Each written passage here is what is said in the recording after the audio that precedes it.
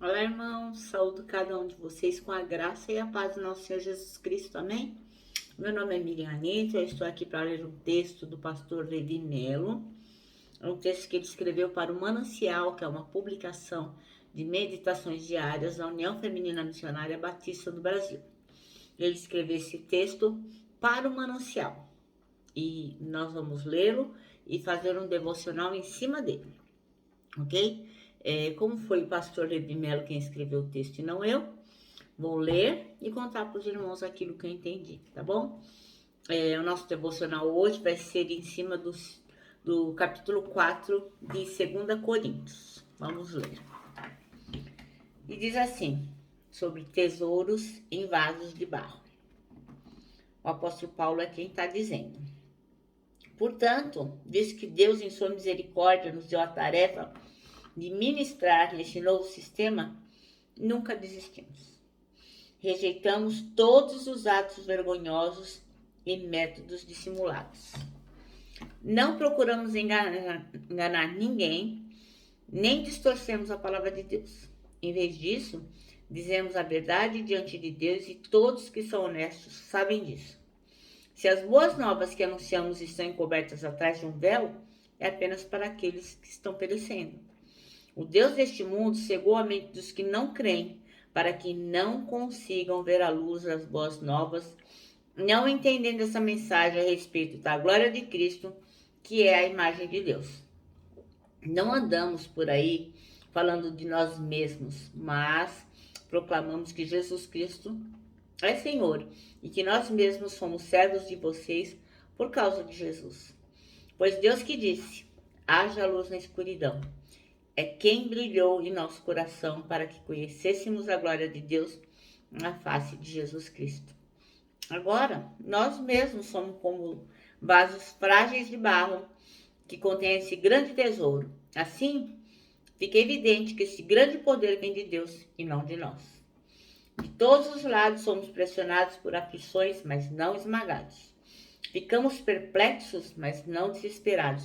Somos perseguidos, mas não abandonados. Somos derrubados, mas não destruídos. Pelo sofrimento, nosso corpo continua a participar da morte de Jesus, para que a vida de Jesus também se manifeste em nosso corpo. Sim, vivemos sob constante perigo de morte, porque servimos a Jesus para que a vida de Jesus se manifeste em nosso corpo mortal. Assim, enfrentamos a morte, mas isso resulta em vida para vocês. Continuamos a pregar porque temos o mesmo tipo de fé mencionada nas Escrituras. Crie em Deus e por isso falei. Sabemos que Deus que ressuscitou o Senhor Jesus também nos ressuscitará com Jesus e nos apresentará a Ele junto com vocês. Tudo isso é para o bem de vocês. E à medida que a graça alcançar mais pessoas, haverá muitas ações de graças e Deus receberá cada vez mais glória. Por isso nunca desistimos. Ainda que o nosso exterior esteja morrendo, nosso interior está sendo renovado a cada dia. Pois essas aflições pequenas e momentâneas que agora enfrentamos produzem para nós uma glória que pesa mais que todas as angústias e durará para sempre. Portanto, não olhamos para aquilo que agora podemos ver. Em vez disso, fixamos o olhar naquilo que não se pode ver, pois as coisas que agora vemos logo passarão, mas as que não podemos ver durarão para sempre. Amém? Grande esperança, né, irmãos? Então, o texto chama-se A Força da Fraqueza. E o versículo escolhido foi o 7, que diz: Mas temos esse tesouro em vasos de barro, para mostrar que este poder que a tudo excede provém de Deus e não de nós. Bem, uma das qualidades presentes na vida do apóstolo Paulo era a sua capacidade de reconhecer a realidade dele. Ele nunca fez questão de esconder de ninguém o quanto ele estava sofrendo, quanto que ele faltava dinheiro ou comida, enfim, ele sempre deixava bem claro o que ele estava passando, mas ele algumas vezes ele preferia se preservar daquilo que os outros pensavam, do que os outros iriam dizer a respeito. Mas ele tinha medo, ansiedade, insegurança, como qualquer ser humano. Ele não acreditava na sua própria capacidade. Então, o apóstolo Paulo, ele foi um homem como nós mesmos somos. Obviamente que ele teve uma vida totalmente dedicada ao Senhor depois que ele se converteu. Mas ele sofria dos mesmos medos e angústias que nós sofremos. Porque ele era um homem, né? Ele acreditava que era justamente na sua fraqueza é que a força do Senhor aparecia. Era na fraqueza dele que ele via o quanto o Senhor era grande e forte. Em resposta à sua oração, Deus responde, lá em 2 Coríntios 12, 9. Minha graça é suficiente para você, pois o meu poder, diz o Senhor, se aperfeiçoa na fraqueza. Então, o que o Paulo resolveu? Portanto, eu me gloriarei ainda mais alegremente em minhas fraquezas, para que o poder de Cristo repouse em mim. Gente, isso aí assim, precisa ser realmente uma pessoa totalmente conectada com Deus, né? Porque quem é que gosta de ser fraco, sofrer angústia, estar numa situação difícil? Ninguém. Mas o apóstolo Paulo entendeu que era ali que Deus se revelava. Porque quando tudo tá bem, você tá com a barriguinha cheia, você tem dinheiro no banco, você tem um carro legal para andar, a sua família tá bem, não tem ninguém doente, você não perdeu ninguém, você não tem nenhuma doença, ninguém na sua família tem doença, seu emprego é legal.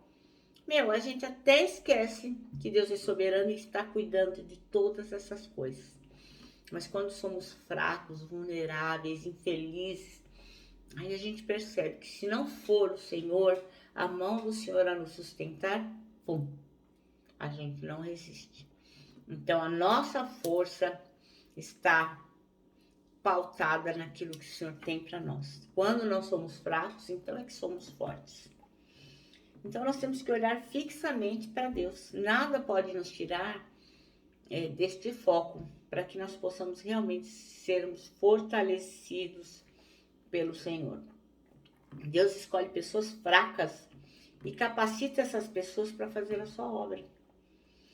E o que sempre fica evidente é que nunca é pelo que você pode fazer, do que você sabe fazer, o quão inteligente, o quão forte. Sempre vai ser pelo poder de Deus. Sempre vai ser pela misericórdia do Senhor. Mesmo sendo fraco, é possível sim que a vida de Cristo flua através de nós e edifique a vida das pessoas. O Evangelho é um tesouro de Deus guardado nos nossos corações para ser compartilhado com o mundo. Isso é um privilégio, mas nós temos que estar focados no Senhor. Vou contar uma pequena historinha que certamente vocês conhecem, mas só para a gente relembrar como é importante estarmos atentos naquilo que o Senhor tem para nós. Tinha um súdito que todas as vezes que o rei pedia que ele fizesse alguma coisa, ele fazia isso errado e acabava apanhando. Toda vez isso acontecia. O rei dizia, eu quero que você faça tal coisa de tal forma. Aí o súdito ia lá, pisava na bola, tomava surra. Aí um dia o súdito falou, senhor, o rei, eu quero se o senhor me permitir, eu quero falar com o senhor. Aí o rei falou, pois não. Eu tô farto de apanhar, eu quero fazer as coisas certas, mas eu não consigo. Eu acabo me distraindo, olhando para outras coisas e eu não consigo acertar com aquilo que o senhor quer. Por mais que eu me esforce, é impossível. Aí o rei falou, eu vou lhe ensinar isso. Eu vou lhe ensinar. É o seguinte, pega uma taça de vinho até a boca. E eu quero que você dê uma volta inteira na cidade e volte aqui sem derramar nenhuma gota. Se você derramar uma gota de vinho que seja, eu mesmo vou cortar a sua cabeça.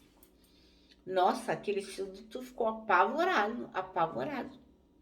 Ele falou, vai, enche a taça de vinho e pode fazer o que eu te mandei. eu vou cortar a sua cabeça. E o que o súdito fez? Encheu a taça de vinho, o rei estava olhando, pediu que alguns empregados lá, outros súditos, fossem observar o caminhar daquele rapaz para ver se ele não derrubava nenhuma gota de vinho no seu trajeto pela cidade. E assim foi. O rapaz foi muito cuidadoso, olhando para aquela taça, com o maior medo de cair uma gota, porque ele ia perder a cabeça dele. Foi. Conseguiu chegar. Aí ele entregou a taça para o rei falou, muito bem, muito bem. Você viu as mulheres bonitas? Não. Você viu as pessoas torcendo por você? Não. Você viu as pedras no caminho? Não. Você viu que o sol estava brilhando? Aí o rei falou, você não viu nada? Ele falou, não, eu não vi nada. Eu estava com tanto medo de ter minha cabeça cortada que eu fiquei com os olhos fixos na taça para não derrubar nenhuma gota. Ele falou, você acaba de descobrir o segredo de fazer a coisa certa. É focar naquela atividade que você está exercendo. É focar naquele pedido que eu fiz a você, de forma que aquilo pudesse lhe custar a vida. Então, de agora em diante, eu tenho certeza que toda vez que eu lhe der uma tarefa, você vai saber como executá-la, porque você vai focar naquilo que lhe foi dado fazer. E é isso, meus irmãos. A nossa força reside no Senhor, mas nós só poderemos ser dirigidos por Ele, orientados, amparados pelo Senhor, se nós focarmos naquilo que Ele tem para nós. Amém? Bom, eu me despeço aqui, lendo a última frase do manancial, que diz assim, que mesmo sendo fracos, é possível sim, que a vida de Cristo flua através de nós e edifique a vida das pessoas. Deixo o meu abraço fraternal, um abraço diário de Ursa, lembrando ó, que em 2021 ninguém solta a mão de ninguém, lógico, né, com a nossa palavra de ordem que é saudades.